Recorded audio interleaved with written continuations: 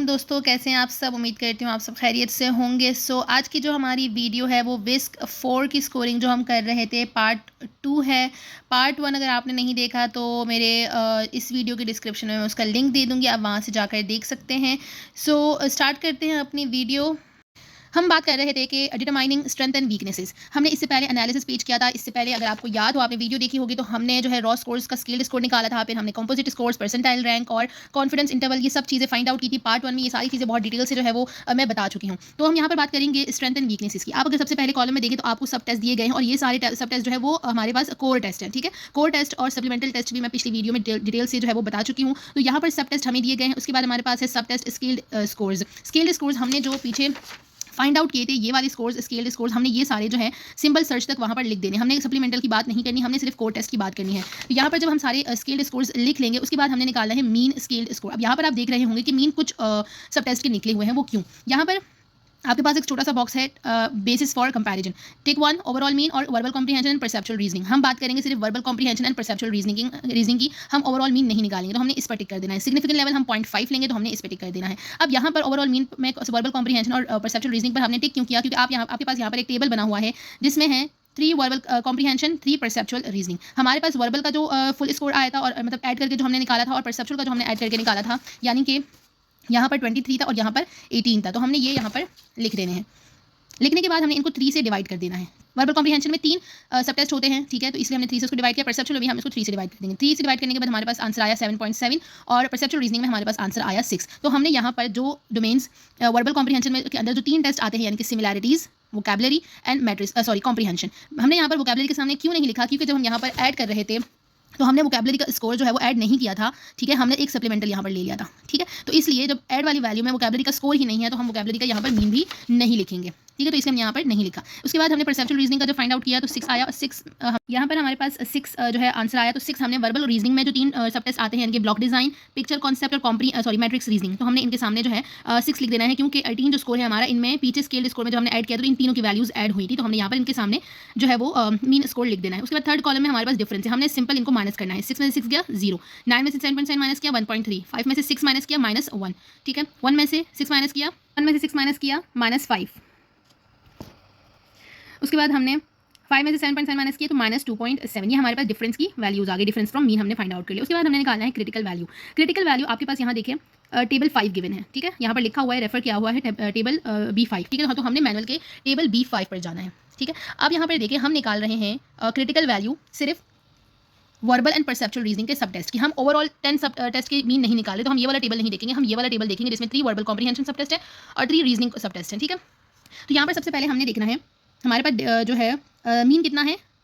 नहीं, तो यहाँ पर हम क्रिटिकल वैल्यू कैसे निकालेंगे। सबसे पहले हम निकाल रहे हैं ब्लॉक डिजाइन। ब्लॉक डिजाइन की क्रिटिकल वैल्यू के लिए हम यहाँ पर देखेंगे हमारे पास सिग्निफिकेंट लेवल कितना है 2.5। ठीक है, एक हमारे पास 0.15 होता है, 1.5, हम 0.5 में देखेंगे। तो हमारे पास सिमिलैरिटीज का आता है। सबसे पहले वर्बल कॉम्प्रीहेंशन के निकाल रहे हैं। ठीक है, तो सिमिलैरिटीज हमारे पास है 2.23 और वर्बल वोकैबुलरी हम नहीं निकाल सकते क्योंकि हमारे पास मीन नहीं है उसका, और कॉम्प्रीहेंशन हमारे पास है 2.41। तो हमने यहाँ पर 2.41 और सिमिलैरिटीज का 2.3 लिख दिया। उसके बाद हम निकालेंगे वर्बल। उसके बाद हम निकालेंगे परसेप्चुअल रीजनिंग सब टेस्ट। परसेप्चुअल रीजनिंग सब टेस्ट में हमारे पास सबसे पहले आता है ब्लॉक डिजाइन। 0.5 में देखेंगे 2.22। उसके बाद हमारे पास है पिक्चर कॉन्सेप्ट यानी कि 2.38 और उसके बाद हमारे पास है मैट्रिक्स रीजनिंग यानी कि 2.09। तो हमने यहाँ पर 2.23, 2.22, 2.09 और 2.38 यहाँ पर हमने लिख देना है। अब बारी आती है स्ट्रेंथ और वीकनेसेस की। स्ट्रेंथ और वीकनेसेस फाइंड आउट करने के लिए पहले हम देखेंगे कि हमारा जो सिग्निफिकेंट डिफरेंस है वो कितना है। सिग्निफिकेंट डिफरेंस का मतलब है कि किसी सब टेस्ट का score overall mean scaled score से कितना ज़्यादा है और कितना कम है, कि उसे हम स्टैटिस्टिकल टर्म्स में इंपॉर्टेंट समझें। ठीक है, और सिग्निफिकेंट डिफरेंस आइडेंटिफाई करने के लिए हम क्रिटिकल वैल्यू का यूज़ करते हैं, जो इंश्योर करता है कि सिग्निफिकेंट डिफरेंस कितना है। ठीक है, तो हम देखते हैं सबसे पहले कि क्रिटिकल वैल्यू और डिफरेंस फ्रॉम मीन जो है वो आपस में कितने जो है फार लाई करते हैं, या फिर कितना सिग्निफिकेंट डिफरेंस है। ठीक है, अगर सिग्निफिकेंट की वैल्यू फाइंड करने के लिए अगर difference from mean critical value से ज़्यादा होता है तो यहाँ पर हम येस लिखते हैं, और अगर डिफरेंस की वैल्यू क्रिटिकल वैल्यू से बड़ी छोटी होती है तो हम नो लिखते हैं। तो अगर अब यहाँ देखें 0 2.2 से छोटा है तो हमने नो लिखा, 1.3 2.23 से छोटा है तो हमने जो है वो नो लिखा, -1 की वैल्यू 2.38 से स्मॉल है तो हमने नो लिखी, -5 की वैल्यू 2.09 से जो है वो स्मॉल है तो हमने नो लिखा, -2.7 2.41 से स्मॉल वैल्यू है तो हमने नो लिखा। तो हमारे पास यहाँ पर जो हम स्ट्रेंथ और वीकनेस फाइंड कर रहे थे सब टेस्ट की, वो यहाँ पर हम फाइंड आउट नहीं कर सकते क्योंकि हमारे पास सिग्निफिकेंट डिफरेंस ही नहीं है, ठीक है। यानी कि उस सब टेस्ट में ना कोई स्ट्रेंथ है और ना ही किसी उसमें उसने कोई वीक परफॉर्म किया, ठीक है। जो सिग्निफिकेंट डिफरेंस होते हैं वो चाइल्ड की कॉग्निटिव प्रोफाइल के यूनिक पैटर्न्स को दिखाते हैं। यानी कि अगर डिफरेंस की वैल्यू क्रिटिकल वैल्यू से बड़ी होती तो हम येस करते, यानी कि अगर हाई स्कोर होता तो उस सब टेस्ट में उसने हाई परफॉर्म किया, यानी बाकी सब टेस्ट के मुकाबले में उस सब टेस्ट की जो भी चीज़ें एसेस हो रही थी उसमें उसने हाई परफॉर्म किया, यानी कि उसमें उसकी स्ट्रेंथ ज़्यादा थी उन चीज़ों में, ठीक है।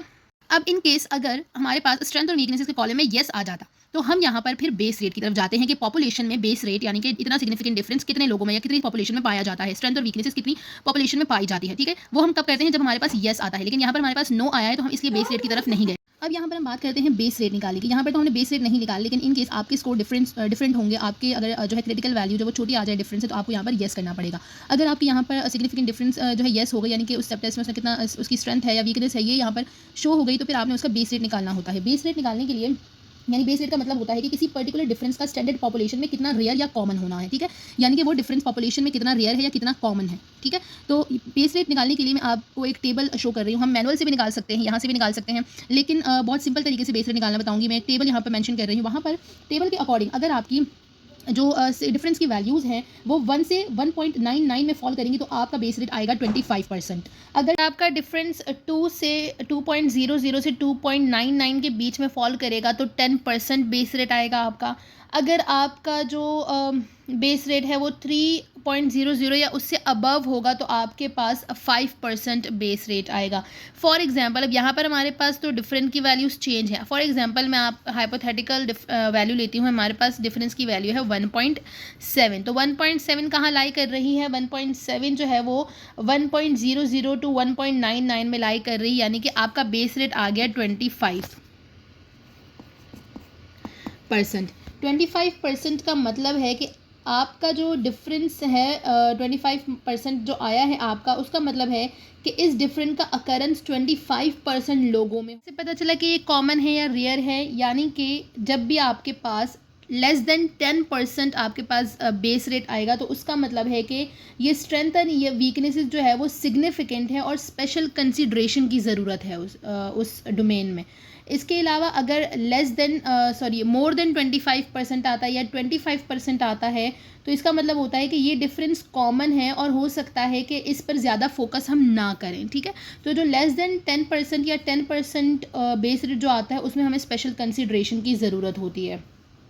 बेस रेट तो मैंने आपको सिखाया एक शॉर्ट कट तरीके से, लेकिन अगर हम मैनुअल के तरीके से देखें, मैनुअल के टेबल से बेस रेट निकालना देखें तो सबसे पहले हम सिमिलैरिटीज़ का निकालते हैं। वर्बल कॉम्प्रिहेंशन की बात करें, हम सिमिलैरिटीज़ का निकालते हैं। हमारे पास सिमिलैरिटीज़ का तो यहाँ पर 1.3 जो है वो डिफरेंस है। अब यहाँ पर देखें ये 0.15 और 0.5 हमारे पास जो है वो क्रिटिकल वैल्यू निकालने के लिए 1% से लेकर 25% के दरमियान हमारे पास जो सिमिलैरिटी है वो 1.3 कहाँ लाई कर रही है, यहाँ भी नहीं कर रही, ये वैल्यू बढ़ी है, ये वैल्यू भी बढ़ी है, ये वैल्यू भी बढ़ी है, 1.67, ठीक है। 1.67 के अंदर 1.3 आता है तो यानी कि 25%, ठीक है। 25% हमारे पास जो है वो 25% लोगों में ये डिफरेंस कॉमन है, ठीक है। तो यहाँ पर आपने देखा कि किस तरह से हम इस मैनुअल के टेबल के तरीके से भी निकाल सकते हैं, ठीक है। और मैंने आपको बताया क्या था कि 1 से 1.99 के दरमियान अगर लाई करती है वैल्यू तो 25% आता है, ठीक है। तो वो शॉर्टकट तरीका था और अगर आप टेबल से निकालना चाहते हैं वैल्यूज़ तो आप इस तरीके से भी निकाल सकते हैं, ठीक है। तो ये था हमारा बेस रेट का जो था स्ट्रेंथ एंड वीकनेसेस। अब हम आते हैं इंटरप्रिटेशन पे। इंटरप्रिटेशन सिंपल हमारे पास जो होती है वो हमारे पास फुल स्केल IQ के लिए होती है। तो इंटरप्रिटेशन हम देखते हैं full scale IQ। Full scale IQ हमारे पास आया है 65। हम यहाँ से देखते हैं, जैसे आपको पता है कि विस्क जो है वो इंटेलिजेंस स्केल है, तो हम देखते हैं कि इसकी जो भी जिस पे भी ये टेस्ट एडमिनिस्टर किया गया है वो उसकी इंटेलिजेंस लेवल कितनी है, ठीक है। IQ लेवल उसका कितना है। अब याद रखिए कि ये स्कोरिंग जो हमने की है, हमने जो रॉ स्कोर्स है वो हाइपोथेटिकल लिए थे, किसी पर इतना खास एडमिनिस्टर नहीं किया गया था ये, ठीक है। तो यहाँ पर इन स्कोर्स में बायसनेस भी हो सकती है, आपको सिर्फ अंडरस्टैंडिंग के लिए ये सारी चीज़ें जो है वो समझाई गई हैं। आपके जो भी स्कोर्स होंगे आपने किस तरह से स्टेप्स को फॉलो करना है, किस तरह से वैल्यूज़ निकालनी है, कौन से टेबल देख रहे हैं, आपको ये सब समझाने के लिए, ठीक है। आपके रॉ स्कोर्स डिफरेंट होंगे, ठीक है।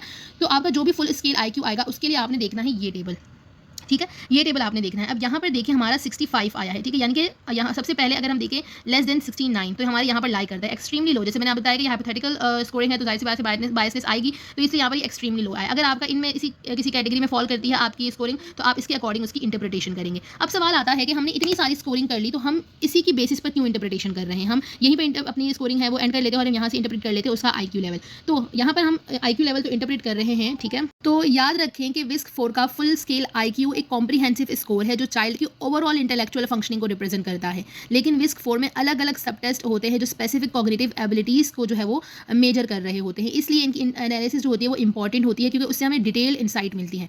हमने फुल स्केल IQ जो है वो मेजर किया जिससे हमें ओवरऑल इंटेलेक्चुअल एबिलिटी उनकी फाइंड आउट हुई, ठीक है। अब हमने जो आगे सब टेस्ट किए जो है वो सारी एनालिसिस किए यहाँ पर डिफरेंट जो है सब टेस्ट के स्कोर्स निकाले हमने, क्रिटिकल वैल्यूज़ निकाली हमने, स्ट्रेंथ एंड वीकनेसेस निकाली। अब इन सब के करने का इस एनालिसिस का मकसद ये था कि सब टेस्ट को इंडिविजुअली एनालाइज करना ज़रूरी है, क्योंकि ये स्पेसिफिक एरियाज़ ऑफ कॉग्निशन को हाईलाइट करते हैं। यानी कि वर्बल कॉम्प्रीहेंशन अगर हम देखें तो वर्बल कॉम्प्रीहेंशन में कौन से सब टेस्ट में उन्होंने जो है अच्छा परफॉर्म किया, कौन से स्कोर, कहाँ पर उसका स्कोर हाई आया, कहाँ पर उसकी वीकनेस थी, ठीक है। उससे हमें पता चलता है, डिटेल इंसाइट मिलती है और वो हमें इंटरवेंशन में हेल्पफुल होती है कि हमने किन डोमेन पर अब उसके जो है वो काम करना है। स्ट्रेंथ एंड वीकनेसेस हमने फाइंड की कि सब टेस्ट की स्कोरिंग से ये समझना आसान होता है कि चाइल्ड किस एरिया में अच्छा कर रहा है, ठीक है, यानी किस एरिया में उसकी स्ट्रेंथ है और किस एरियाज़ में उसे मुश्किलात आ रही हैं, ठीक है। तो उससे हम जो है वो इंटरवेंशन और सपोर्ट प्रोवाइड करते हैं। सब टेस्ट स्कोर्स टीचर्स और साइकोलॉजिस्ट को गाइड करते हैं कि चाइल्ड को किस टाइप का एजुकेशनल सपोर्ट या इंटरवेंशन चाहिए होती है।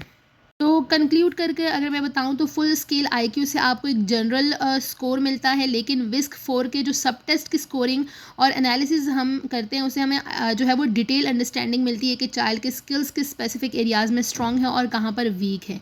ये इनसाइट एजुकेशनल प्लानिंग, इंटरवेंशन और सपोर्ट के लिए ज़्यादा ज़रूरी होती है। तो यहाँ पर हमारा विस्क 4 की स्कोरिंग जो है वो कंप्लीट होती है। उम्मीद करती हूँ आपको अच्छे से जो है वो अंडरस्टैंड हो गई होगी। कोई भी क्यूरी, कोई भी क्वेश्चन हो तो आप कमेंट सेक्शन में लाजमी पूछ लीजिएगा। चैनल को लाइक एंड सब्सक्राइब करना ना भूलिएगा। See you in the next video. अल्लाह हाफिज़।